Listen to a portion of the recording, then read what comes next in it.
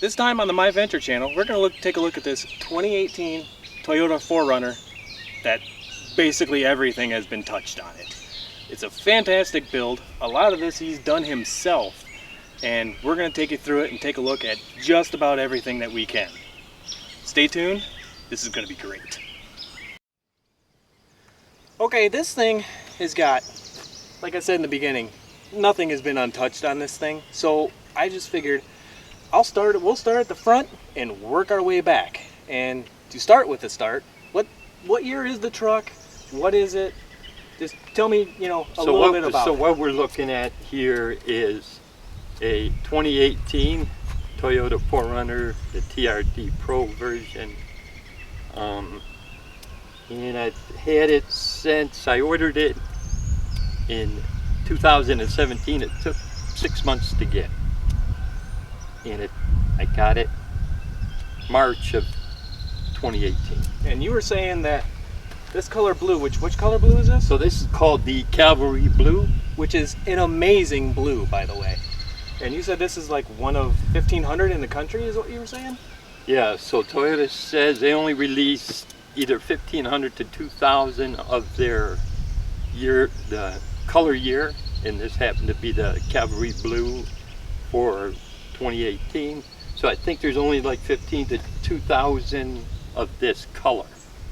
That's so great. I was the second one in Michigan to get this color.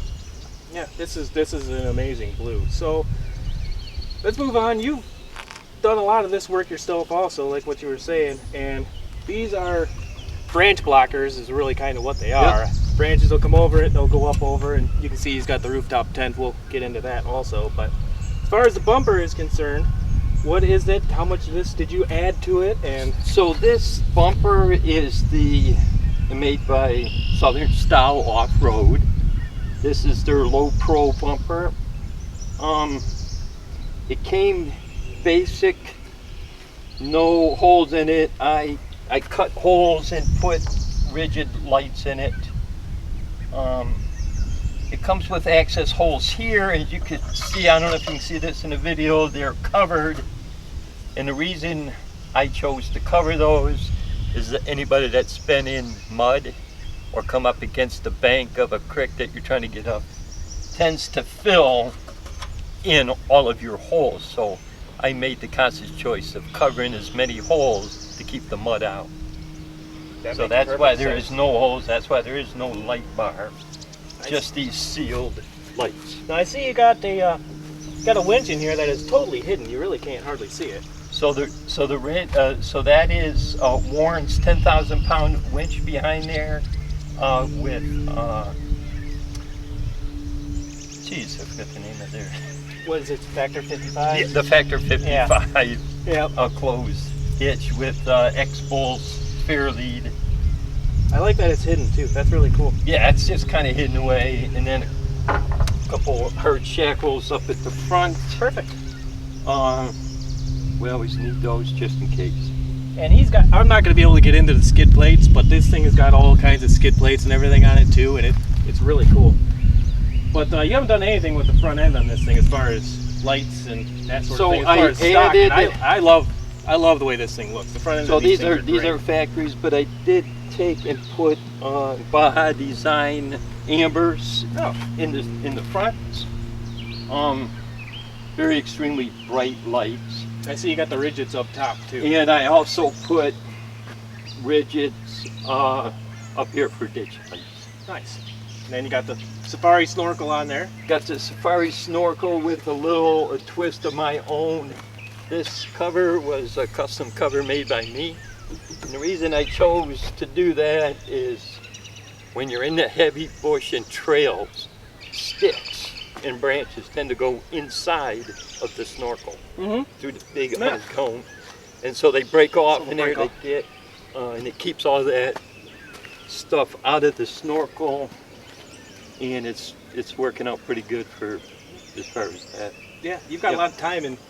You got a lot of time into this building. Yeah. Yeah, go ahead. We're gonna get into the ladder. This ladder is just a little different than, I mean, it's still a collapsible ladder, but it has a couple other features. This one right here. I'm gonna show our viewers what that is. That's a pretty cool piece. That's something I made.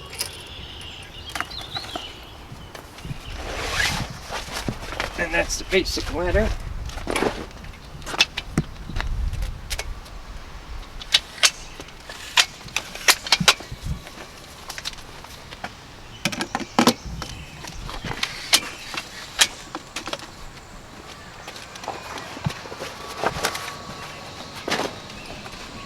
Alright, this piece right here is what you call a porch. So this just sets on just like this. Sets right in here. These come over here and they sit here. Stays out of the way. But when you gain access to your tent and you need a place to put your shoes, it just snaps down like that. You put your feet up there. Take your shoes off, put your shoes back on. When you're done using it, just slides up. It sets right there. So we're already a few minutes into this video, and I'm sure you guys have seen that this thing has a rooftop tent. So I'm gonna let him talk about it and set it up, and you guys can watch. All right, we're gonna get into this tent, which is made by a company in Australia. It's called the Bush Company. I'm going to pop this thing up and I'm going to show you what it's all about.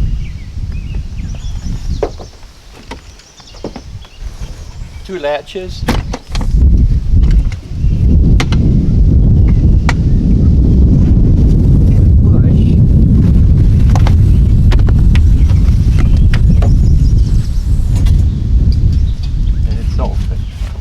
Then you take your spring poles,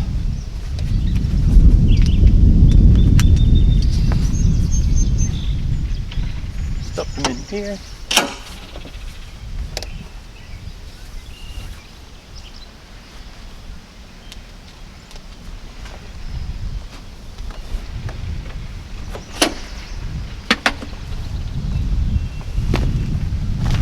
And you're done. That was super simple. I like that a lot. All right, now that we've got this thing popped up, he's going to discuss what kind of comes with the tent and a couple of the features, because there's some really cool stuff in here. Okay, so what we're looking at here is, of course, the inside of the tent. It comes with two sets of storage panels up here, each three things in. For the most part, I keep a fair amount of clothes in there. Do a lot of my clothes changing or stuff inside of these. You can keep. And how tall is it from the floor to the ceiling right here? Because this is a clamshell style, but how tall do you think it is from, you know, the floor to here? I'm 6'1". I can stand in here and I have to bend my head down. So I can stand up in here, put my pants on, and get dressed pretty easy. Which is fantastic when you're in a small space. Yeah. Because so this is, nobody likes crouching over putting their pants on. Yeah, that makes it difficult. And you were saying that this has got some double insulation. Well, not insulation, but it's double walled. It is double walled canvas. This is a great tent for 4-season camping. It is 2 layers of canvas. One has reflective on the inside. I don't know if that's visible in the video. And that's throughout the whole tent. Every opening is 2 doors and 1 screen. So you have your inside door, your outside door. Nice. And then a screen.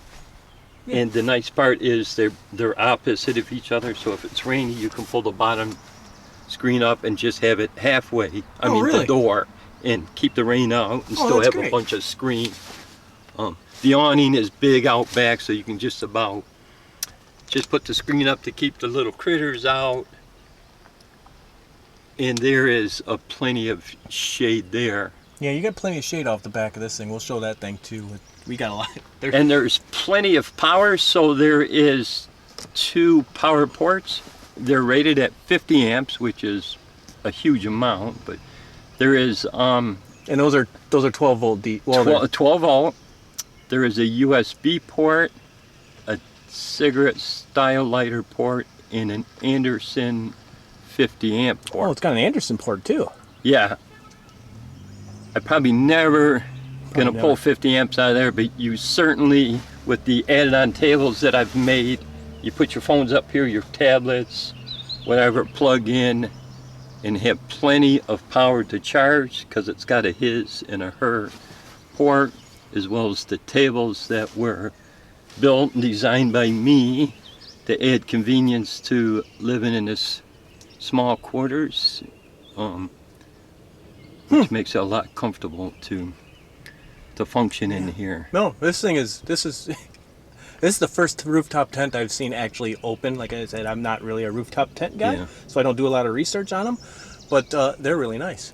Yeah, this one. You pay for them, but I mean, Yeah. you know, Yeah, they're a little on the spendy side, but they are they're on nice. the spendy side, but the convenience. This opens and closes very simple. Yeah, And if you plan on spending a long time on the road, in and out of your tent, you don't want your setup and takedown to take long at all. So Yeah. this one goes pretty quick. yeah. And for what you're, for what you were saying that you were gonna do, I mean, this makes perfect sense. Yeah. So I mean, you need Yep. something that's gonna go up and down and quick in a hurry. Yep. So perfect. So let's move on to, I guess, because we're never gonna get through everything. Let's move on to. Well, let's go down and do a little bit of the electrical and stuff that you got in there, and we'll talk a little bit about that. We can do that.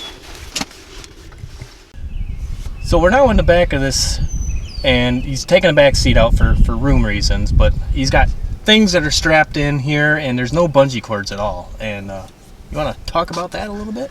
Yeah, so I chose not to use bungee cords to keep the possibility of the bungees breaking. Not that they break that often, but when you're in close and you have to pull bungees tight, if they do snap off, they tend to It'll poke your eyeball. Yeah, probably knock you in the face or something. So I use Velcro. So what I did is I made brackets and bought Velcro, and then you just pop these down, and then you can pull your contents out.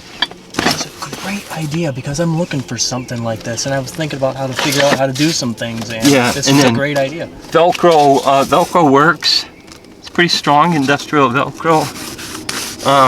It's clean looking, so they seem to hold things pretty tight.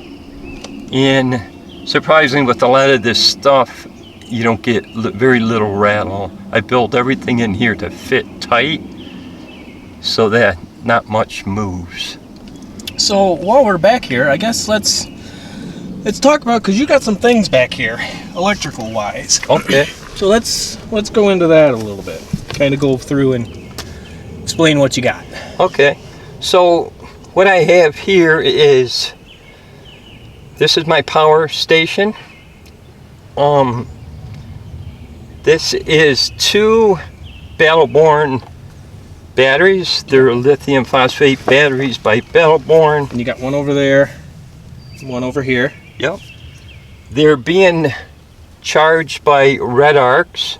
Which that's your solar controller. Yep. This is a solar controller slash charger, because it also you also hook it to your alternator, so you can do either or both. Actually, it has priority charge. Right.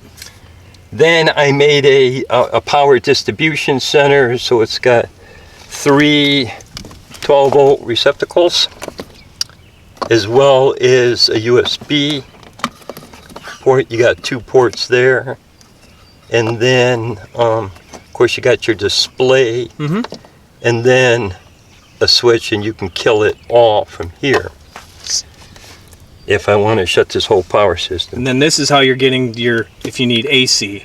Then I put, then this is a 600 watt inverter made by PowerBright, which is which the batteries feeds this. Then 120 volts, I got 2 ports, 600 watts.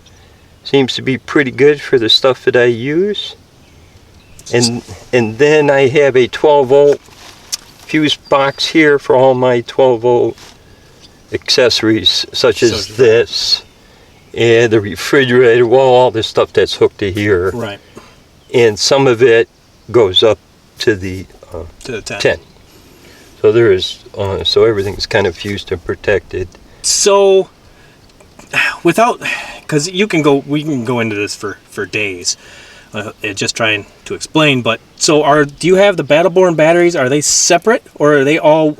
Is everything separate? So those are just house batteries, or is it all kind of tied in and you can pick and choose? So the Battleborn batteries feed all of the accessories as far as the tent, the refrigerator, all my power needs back here. They're charged primarily by the solar panels, which is separate from the truck battery. The only time the truck battery is integrated into this is if it's on a cloudy day and I need additional charge for the batteries. I can turn a switch on up on the dash, which sends power to the red arc charger, and then they'll charge the batteries on a cloudy day if I need it. So you can actually charge the Battleborns going down the road without solar if you wanted to. Correct. Okay. Correct. Yep. Cool. And then of course they're tied together. Right. Cables up and they join together. And it's 12 volts, not 24. Correct. Two 12 volt batteries. Right. Yep. Okay. Well, I'll go to the back of the vehicle, which is behind this wall, and see what you got going back there, because I'm really curious.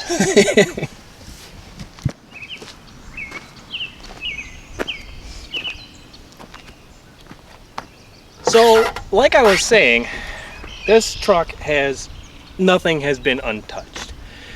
And we just got done filming a bunch of stuff, and the moral of the story is we're going to end up making 2 separate videos out of this.